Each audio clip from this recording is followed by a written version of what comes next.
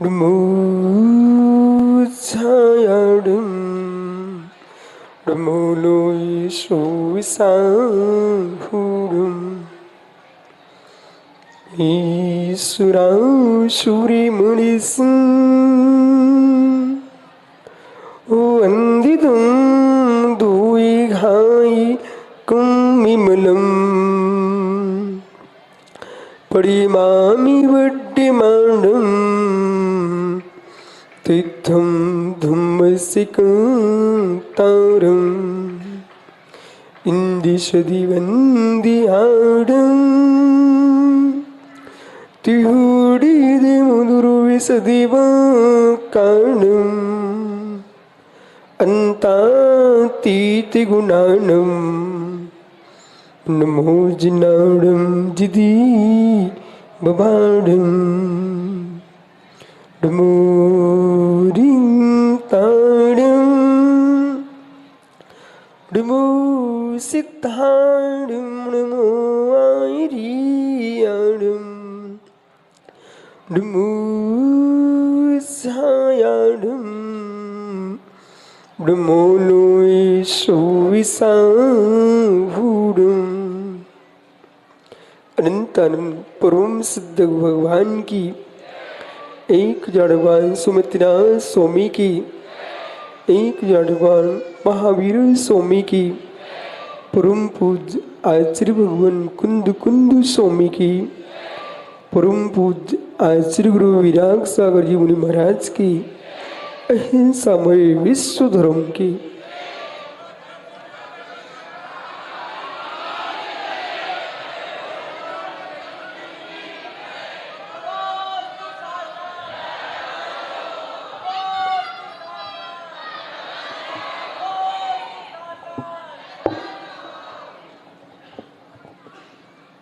बंधु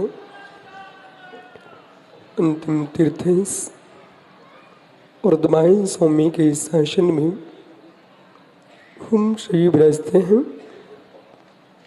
तीर्थंकर जनीन की पीयूष देशना जिनेन्द्रवाणी मनीषियों जगत कल्याणी हैं।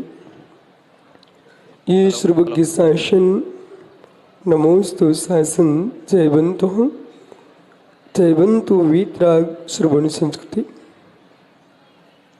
भगवत अर्हत परमेश्वर तीर्थंकर दिनेश्वर देव ने विश्व वसुंधरा को वस्तु की वस्तुत्व का सत्याद्भुत प्रदान किया है।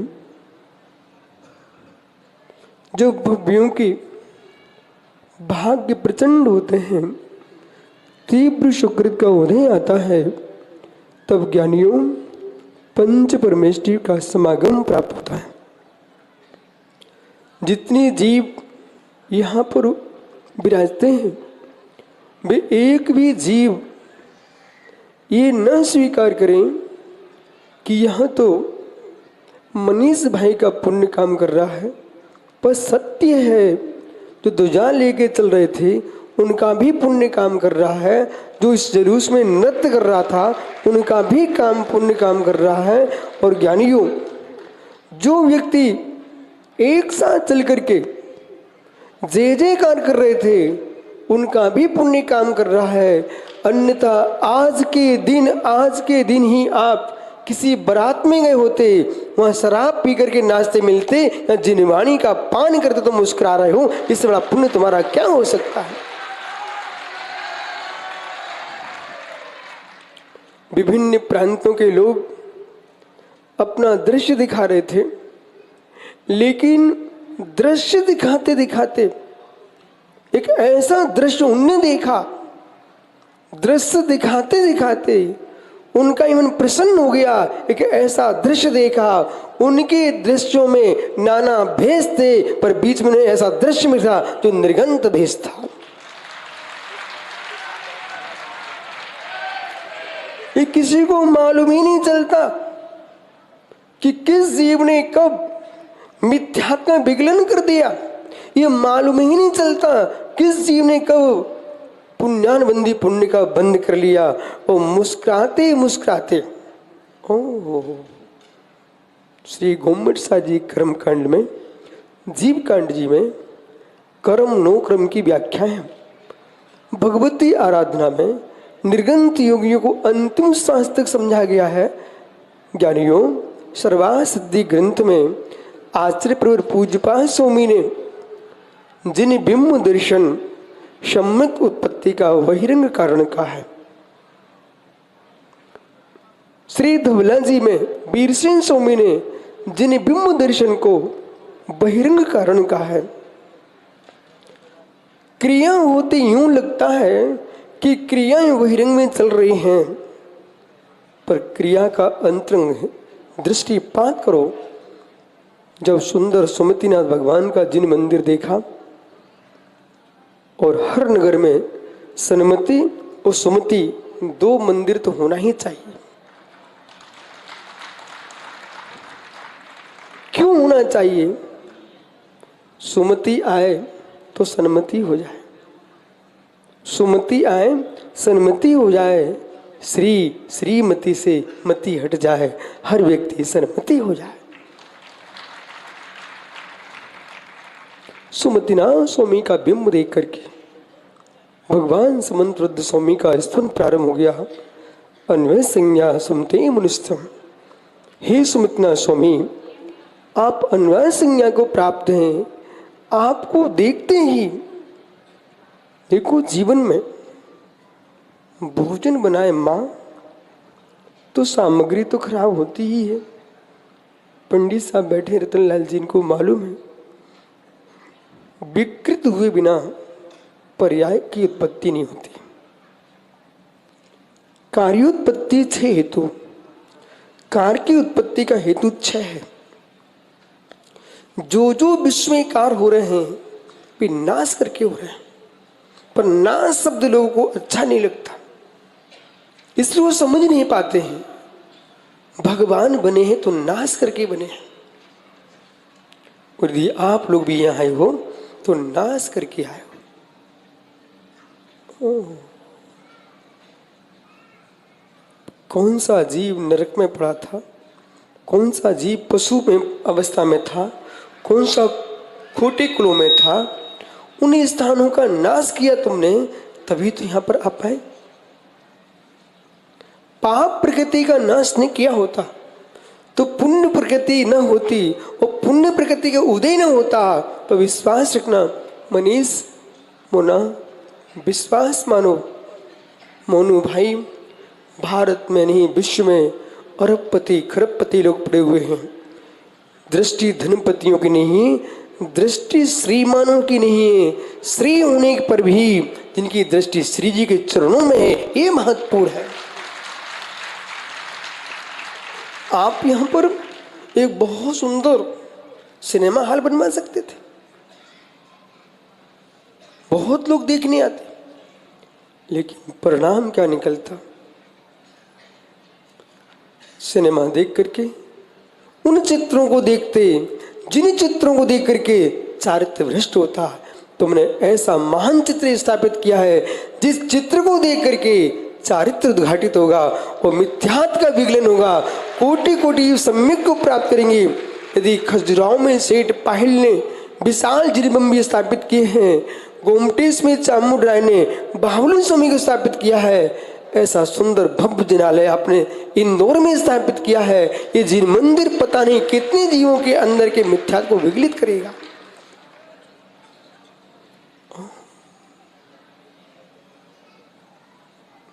दृष्टि, तंत्र, तंत्र, अरहंत प्रतिमा भी एक तंत्र है।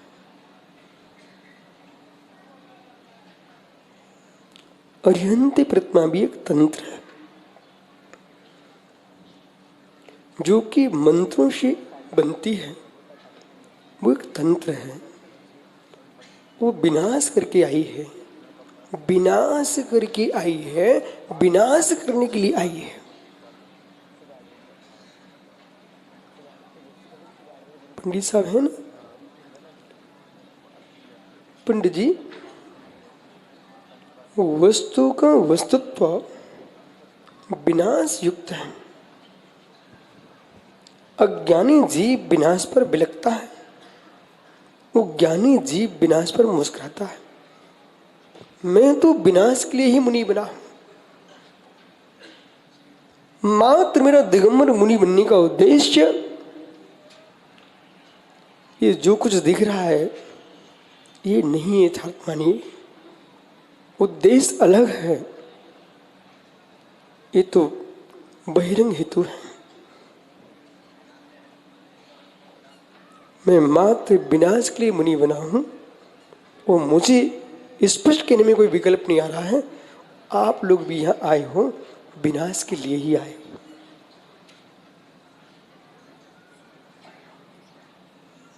भी कहा अच्छा बड़ा जी, मित्र देखो, विशाल जन मेदिनी विशाल सभा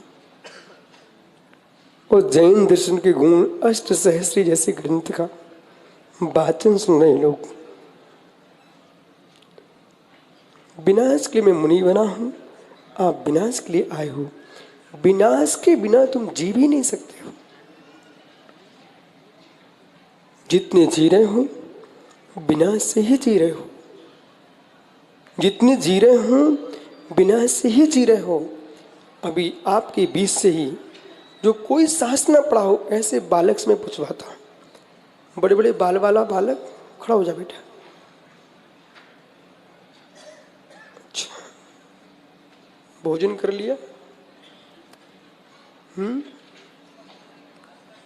नहीं किया? अच्छा, मतलब तुम नाश्ता करके दिन भर भूखे रहे? कोई बात नहीं, कहां से आए हो?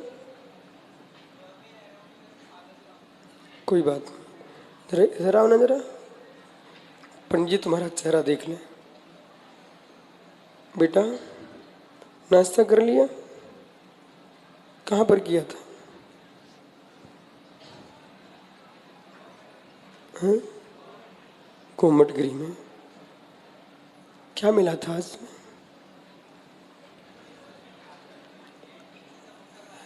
अच्छा, समोसा खाया था। आलू का था कि केले का? केले का। चलो, कम से कम कोमटगिरी तुमने लाज रख ली। बालक ये तो बताइए, केले का जो तुमने समोसा खाया था, जैसा केला वृक्ष में लगा था वैसे ही तेरे अंदर समोसे में था?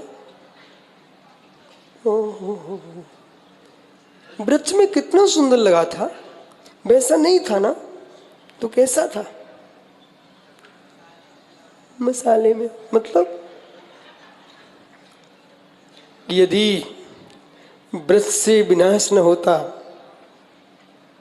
वृक्ष से विनाश न होता तो तुम्हारे लिए समोसे में कैसे मिलता? वहां कितना सुंदर था और तुम यूं कर रही यूं, कितना विकृत कर दिया, विनाश हुआ। हुआ कि नहीं हुआ? तब तुमको समोसा खाने को मिला। अब बोलो जगत से, विनाश न होता तो मेरा पेट भी नहीं भरता। बोल जल्दी। हाँ,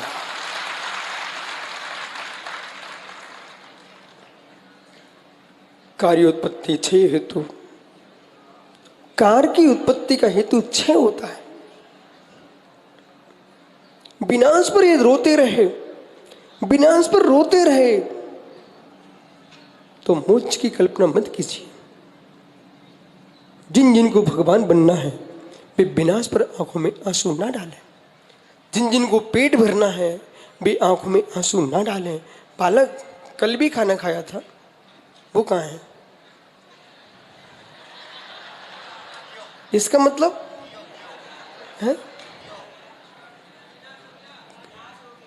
विनाश हो गया। हो देखो भाई साहब क्या बोल रहे हैं, विनाश हो गया। बालक वो पेट में ही रखा रहता तो क्या दिक्कत थी तुझे? ओह, यदि जो तुमने कल भोजन किया था वो तुम्हारे पेट में ही रखा रहता तो तुमको क्या परेशानी? ओह, देखा क्या बोल रहा है? यदि पेट में ही रखा रहता तो मेरे ही विनाश हो जाता। मतलब विनाश होना बहुत जरूरी है। केले का विनाश न होता तो तुझे समोसा खाने को न मिलता। वो अंदर समोसे का विनाश न होता, बाहर ना निकलता तो तेरा ही नाश हो जाता। इसलिए विनाश जीवन का हेतु है, विनाश मृत्यु का हेतु है, और विनाश मित्र भगवान बनने का हेतु है। जिनको विनाश बुरा लगता हो वे बैठ के रोएं, जिनको विनाश बुरा नहीं लगता है उन्हें मुस्कुराना चाहिए। इस पर्याय का विनाश होगा, होगा, होगा। इस पर्याय का विनाश होगा तभी स्वर्ग की प्राप्ति होगी, और स्वर्ग का विनाश होगा तो पुनः मनुष्य बनेगा। मनुष्य पर्याय से ग्रस्त जीवन का विनाश करेगा तो दिगंबर मुनि बनेगा, और दिगंबर पर्याय से समाधि मरण प्राप्त करेगा तो पुनः मित्र स्वर्ग देव बनेगा, और पुनः स्वर्ग से चित होगा, मनुष्य बनेगा, और मनुष्य बन के पुनः मुनिराज बन के अरिहंत बनेगा। अज्ञान का विनाश करेगा तब केवल ज्ञान को प्राप्त करेगा, और ज्ञानी परम औदारिक शरीर प्राप्त करेगा, और परम औदारिक शरीर का विनाश करेगा तो अशरीरी सिद्ध भगवान बनेगा। इसलिए विनाश भगवान बनाता है। अविनाशी बनना चाहते हो तो विनाश पर रो मत। मित्र समोसा खा लिया, अब कहाँ है वो? कल तक क्या होगा?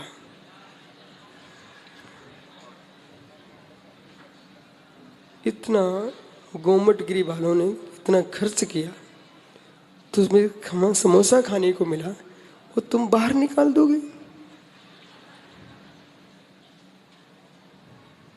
सुनिए अब ध्यान से। विकास कितनी सुंदर हो। कार के बाद क्षय होता है, कार के बाद क्षय होता है, क्षय के बाद कार होता है। प्राग भाव, प्रध्वंसा भाव।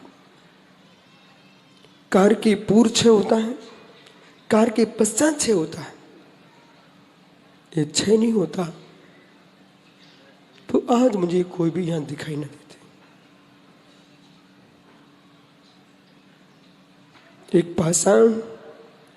एक पाषाण चट्टान में था, शिल्पकार ने वहां से निकाल लिया।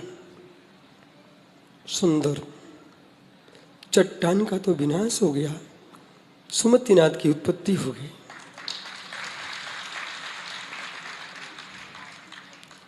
छेनी के माध्यम से, हथौड़ों के माध्यम से जब परमात्मा की प्रतिमा निकल सकती है तो प्रज्ञा की छेनी से, प्रज्ञा की छेनी से, तत्निर्णय की हथौड़े से, भेद विज्ञान के माध्यम से बेटा जब मैं इस देही आत्मा को भिन्न निहारूंगा तो बेसुमति नाथ बने हैं, हम स्वयं चैतन्य नाथ बन जाएंगे।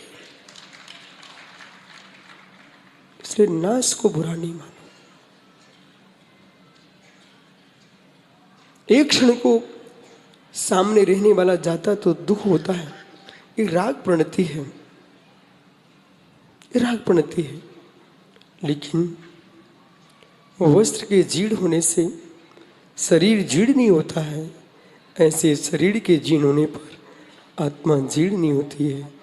आचार्य विद्यासागर महाराज जी जिस देह में थे उस देह का विनाश हो गया तो बहुत सारे लोग दुखी हुए, दुख पर्यायजन्य है। लेकिन द्रव्य को देखें, जो औदारिक शरीर में था वो भव्य वैकृतिक शरीर में पहुंच गया। यहाँ पर कृत्रिम जिन्यालयों की वंदना करने वाला जीव था, अब नंदीश्वर देव, सुमेरु पर्वत, यहाँ तो हम जैसे पंचकर्म देखने के लिए आए आपके सुमतिनाथ धाम में, ऐसे आचार्य महाराज भी यत्र तत्र पंचकर्म निहारते थे। अब मैं सोच रहा हूँ क्या भाग्य होगा, अब से मंदिर स्वामी के साक्षात पंचकर्म भगवान के देख रहे होंगे। अपना तो पक्का निर्णय है, यहां से जाते ही कम से कम बे बैठे पंडित लोग, पंडिती ग्रंथ के अध्येता, वो सामने बैठा छाबड़ा विकास, ये सब कर्णन योगी लोग हैं। राकेश एक व्यंतर भी क्यों ना हो, उसके कम से कम 32 देवियां होती बेटा। तुम कहाँ सड़ी गली लड़के लड़कियों को देखती हो? 32 देवियां होती है एक व्यंतर को भी। फिर तो 100 मंदिर के यहाँ तो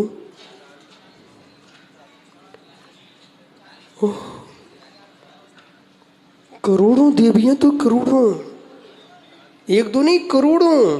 बे 40 नील 43 नील जो आप बोलते हो ना, बे तो मालूम सचियां होती, सचियां। एक सौद्रमिंद्र के शासन काल में, सौद्रमिंद्र तू देखते ही रह जाएगा। इंद्र की आयु शाहरुख में अधिक है, 2 साल से कुछ अधिक है। और देवी की आयु उत्कृष्ट 55 पल्ली होती है। हो और सौदुर इंद्र की आयु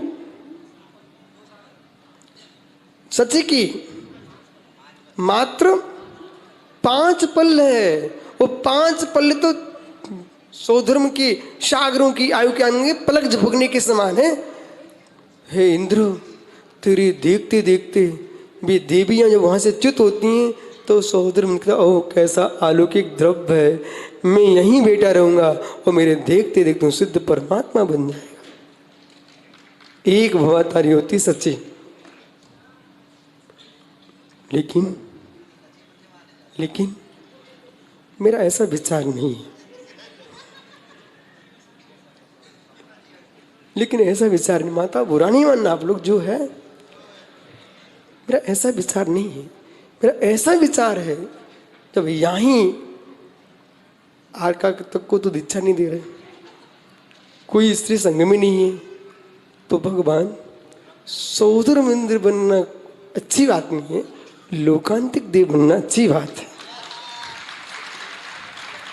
वो ब्रह्म ऋषि कहलाते हैं। वो ब्रह्म ऋषि जो है मालूम, यदि लोकांतिक न बना जीव तो अहिमेंद्र बने, अहिमेंद्र बने। अरे भाई टेंशन मत लो, भले इस समय यहां से नहीं बनते, बहुत सारे मार्ग अपने पास, बहुत सारे मार्ग हैं। और अहिमेंद्र बन के जीव प्रभु के कल्याणकों को देखने भी नहीं जाता, वहां से ही आनंद लुटता है, वहां से ही आनंद लुटता है। और इतना गंभीर आनंद लुटता है कि बेटा वहां से च्युत होकर के मनुष्य बन करके जिन दीक्षा लेकर के अशरीरी सिद्ध भगवान बन जाता है। परंतु अशरीरी भगवान बनने के लिए आज मैं आपको बड़ी चुनौती के साथ कहता हूं, पीयूष, भगवान बनने के लिए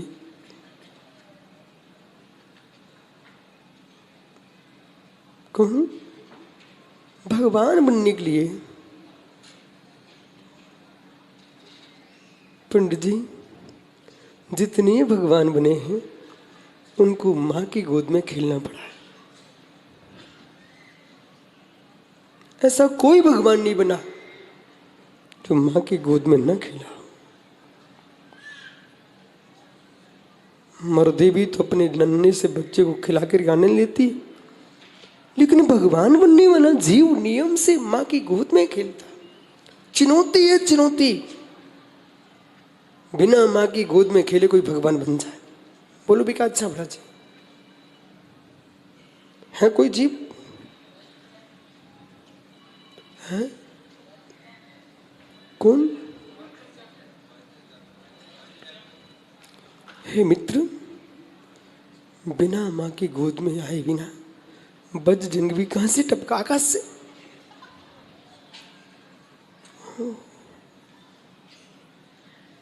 इस देह को प्राप्त करना है तो किसी माँ की गोद में खेलना पड़ता है, परंतु परंतु भगवान बनने के लिए ये माँ की गोद